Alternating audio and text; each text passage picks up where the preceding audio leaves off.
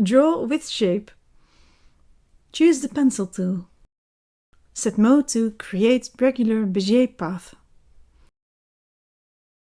Where it says Shape, choose Triangle In. Here the fill color is set to None and the stroke to black. Now I draw a line. Zoom in and choose the Node tool. You see the stroke is thick at the start and thin at the end. And here is a pink diamond. When I drag the pink diamond, the stroke gets thicker.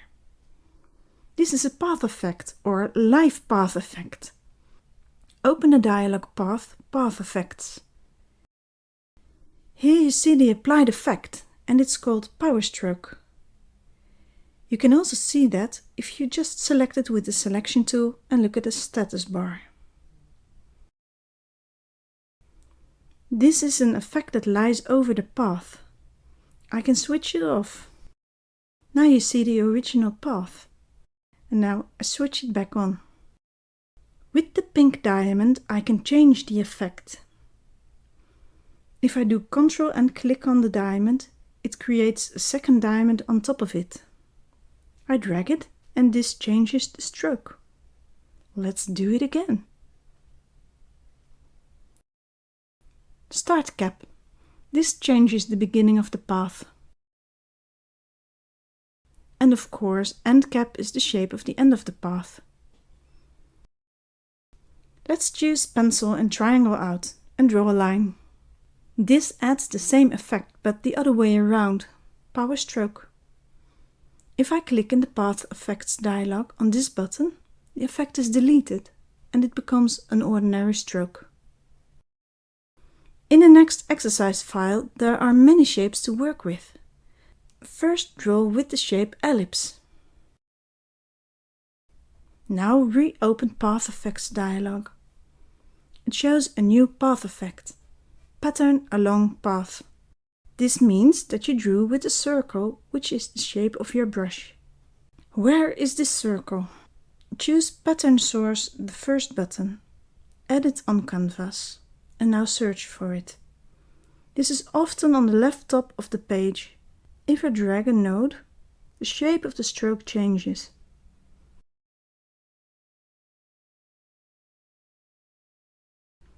Also, you see an extra handle on the path.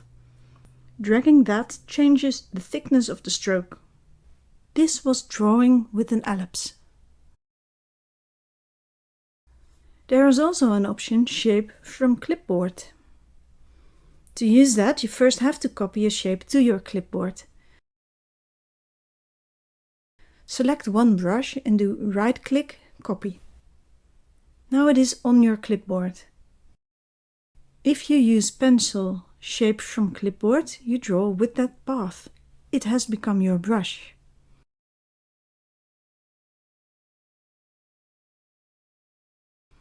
Now you can give the lady hair.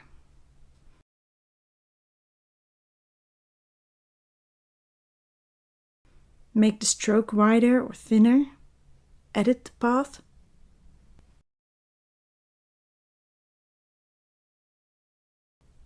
Shape bent from clipboard is very much like the From Clipboard, but it uses a different path effect, the bend effect.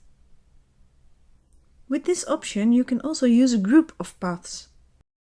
I have made a group of circles from yellow to red, and I copy this to my clipboard, and when I draw with it, you see the beautiful result it can give.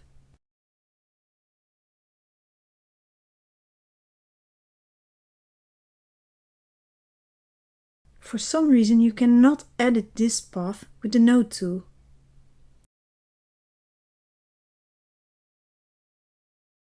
Click here in the Path Effects dialog to edit the path. There is one other path effect that I'd like to show. Set shape to none. And let's use mode Create Spiral Path. With this it is very easy to create beautiful spirals.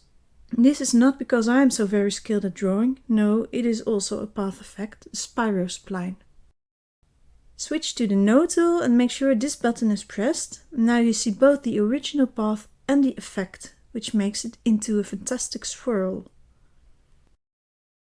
This video is part of the course Inkscape for Artists. It contains a book, 28 videos, 100 exercises and a PDF of the book. We also have a website, inkscapefriends.com.